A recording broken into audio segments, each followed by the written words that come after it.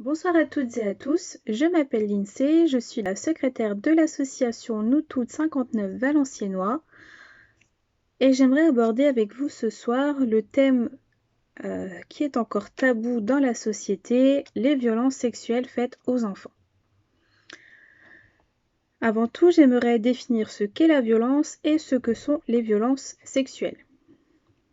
La violence, selon l'OMS, l'Organisation mondiale de la santé, est l'utilisation intentionnelle de la force physique, de menaces à l'encontre des autres ou de soi-même, contre un groupe ou une communauté, entraînant ou risquant d'entraîner un traumatisme, des dommages psychologiques, des problèmes du développement ou encore un décès.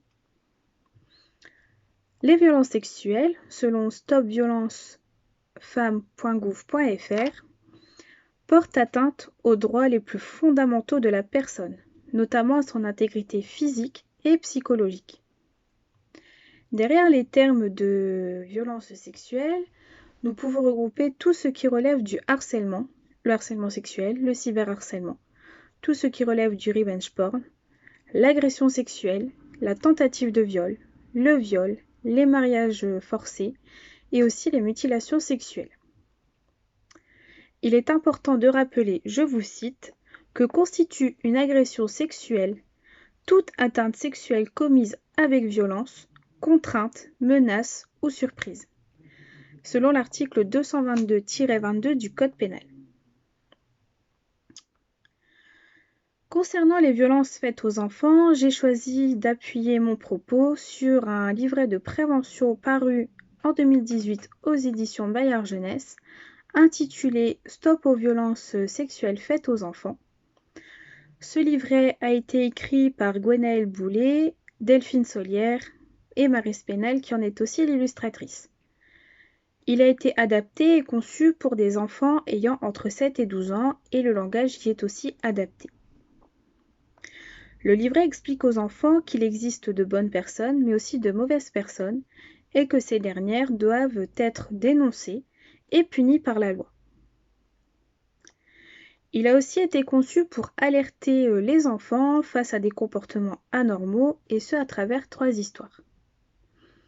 L'enfant apprendra grâce à des conseils donnés à la fin de chaque histoire à reconnaître une situation qui pourrait être dangereuse pour lui, comment réagir face à un adulte qui se comporte mal et à savoir à qui parler et quoi faire si une telle situation venait à lui arriver. Donc par exemple, appeler le 119, le numéro d'enfance en danger, en parler à la police ou en parler à une personne de confiance. Le but étant toujours d'en parler. Les histoires sont présentées dans ce livret sous forme de BD et je vais ici vous les résumer. La première histoire s'intitule « Hugo se fait piéger sur Internet ». Donc Hugo est un petit garçon de 9 ans qui joue à un jeu en ligne et il est bloqué dans son avancée. Il décide donc de demander comment faire pour être débloqué en fait sur un forum. Une personne lui répond et une discussion s'engage. Hugo est content car pour lui il s'est fait un nouvel ami et cette personne prétend aussi avoir 9 ans et demande à Hugo où il habite et si une partie de jeu hors réel l'intéresserait. Mais comme vous pouvez vous en douter, ce n'est pas un enfant de 9 ans qui se cache derrière l'écran, mais bel et bien un adulte. La deuxième histoire a pour titre « Drôle d'entraîneur ». Elias sort de son entraînement de rugby avec ses amis, il se dirige vers les vestiaires, mais ses amis ne peuvent pas rester. Il se retrouve donc seul dans le vestiaire jusqu'à ce que l'entraîneur le rejoigne.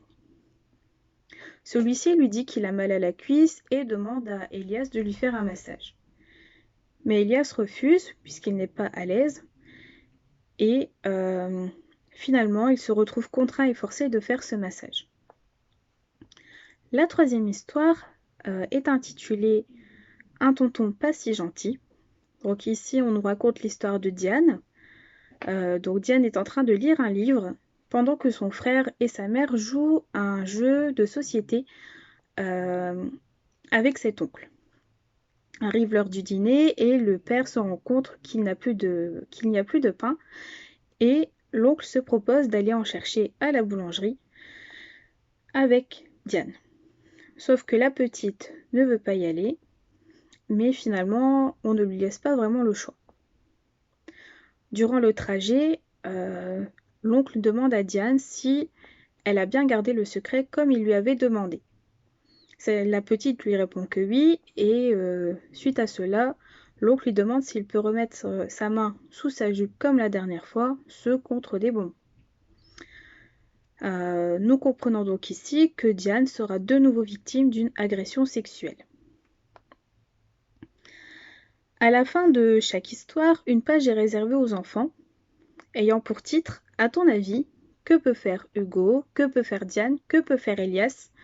Et différentes solutions leur sont proposées. La première, garder le silence. La deuxième, ne plus aller au sport, ne plus rester seul avec cette personne, ou alors en parler. Le but étant que l'enfant réponde en parler. Puis une page est consacrée aux solutions mises à la disposition de l'enfant s'il venait à se retrouver dans une situation identique. Sur chacune de ces pages, un slogan y est inscrit. Pour celle d'Hugo, le slogan est « Derrière l'écran, il y a parfois un méchant ». Pour celle d'Elias, « Ton corps est à toi, on n'y touche pas ». Pour celle de Diane, « Il y a des secrets qui font du mal, parler, c'est se protéger ». À travers les trois histoires, des définitions sont données dans une rubrique appelée « Petit dico des mots pas rigolos », ainsi que des conseils aux parents.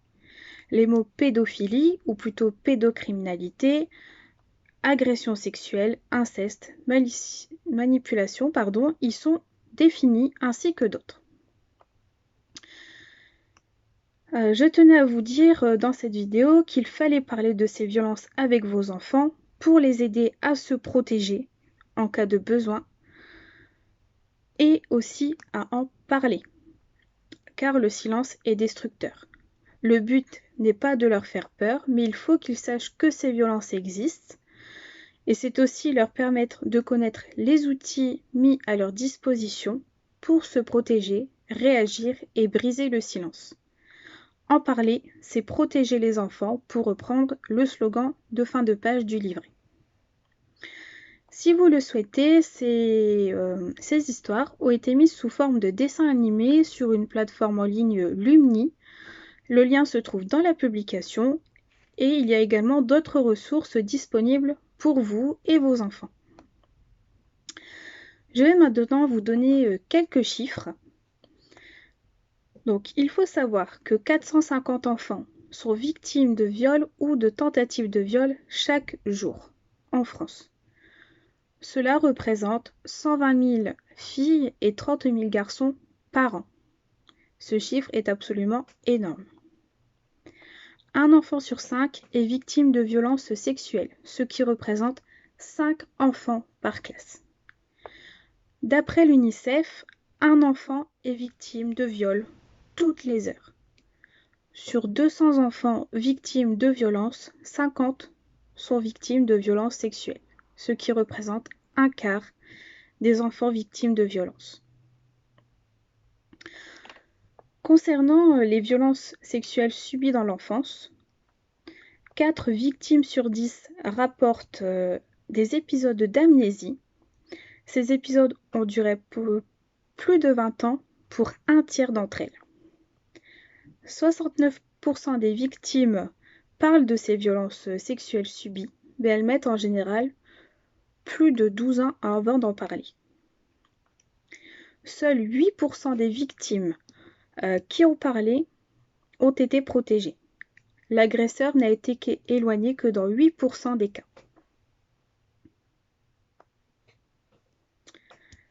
Dans un cas sur 5, c'est sous l'influence directe de l'agresseur que celles qui n'ont pas parlé ont gardé le silence. Une enquête auprès des victimes menée par Ipsos, une société de sondage, et aussi Mémoire traumatique et victimologie, a révélé que l'âge moyen est de 10 ans lors des premières violences sexuelles. La majorité des violences sexuelles sont faites à des enfants de moins de 10 ans et à des filles dans 83% des cas. Dans 44% des cas, ces violences sont incestueuses, c'est-à-dire qu'elles ont lieu dans le contexte intrafamilial. Et l'agresseur est un homme dans 9 cas sur 10. Dans 22% des cas, ces violences sont des viols. Ces viols ont perduré plus d'1 an pour 32% des victimes. Enfin, 5% des victimes de violences sexuelles étaient en situation de handicap au moment de ces violences. Il y a beaucoup de chiffres, certes, mais c'est aussi pour vous montrer à quel point ces violences sont répandues. Je vais maintenant vous parler des conséquences qui peuvent découler de ces violences.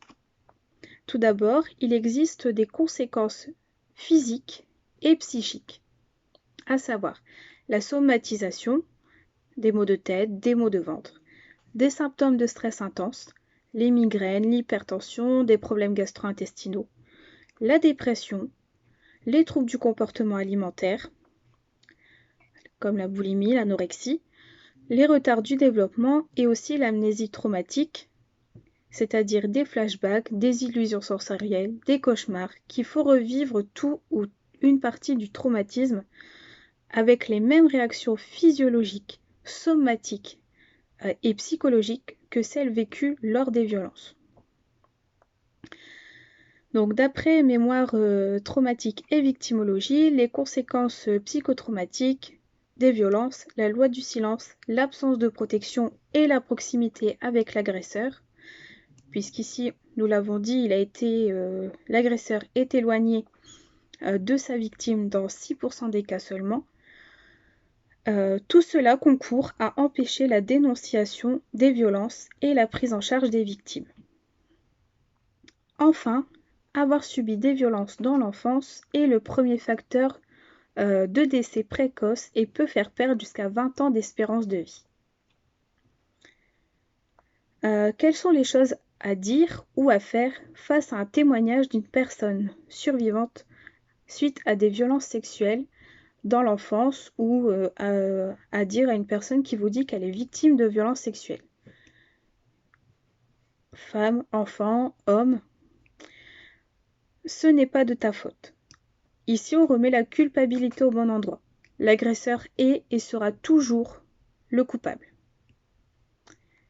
Tu es fort, tu es forte, c'est courageux d'en parler, tu es important, importante.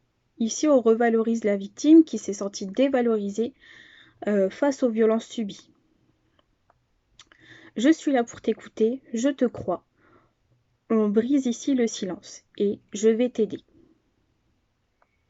Donc je terminerai cette intervention en vous rappelant les numéros d'urgence, le 119, le numéro d'enfance en danger, le 17 pour la police. Et n'oubliez pas que alerter, c'est sauver. En parler, c'est se protéger. Vous avez le droit, et vos enfants également, ont le droit de dire non. Et vous avez le droit de dénoncer les faits, même des années après. Je vais maintenant prendre un temps pour répondre à une question qui m'a été posée, et la voici. Concrètement, quels sont les moyens et outils mis en place dans les écoles maternelles, primaires, collèges et lycées concernant la prévention des violences sexuelles? Sous quelle forme et à quelle fréquence? Donc, le ministère de l'Éducation et de la Jeunesse a publié un rapport réunissant 30 propositions pour lutter contre les violences sexuelles dans les établissements scolaires, visant à mieux connaître ces violences, les chiffres qui en découlent, savoir mieux repérer les élèves qui subissent ces violences, mieux sensibiliser, mieux écouter et également mieux former les adultes et les élèves. Il existe aussi des livrets de repères et de ressources pour la prévention et le traitement des violences sexuelles, ainsi que des guides de campagne de prévention. Je vous mets tous les liens dans la publication.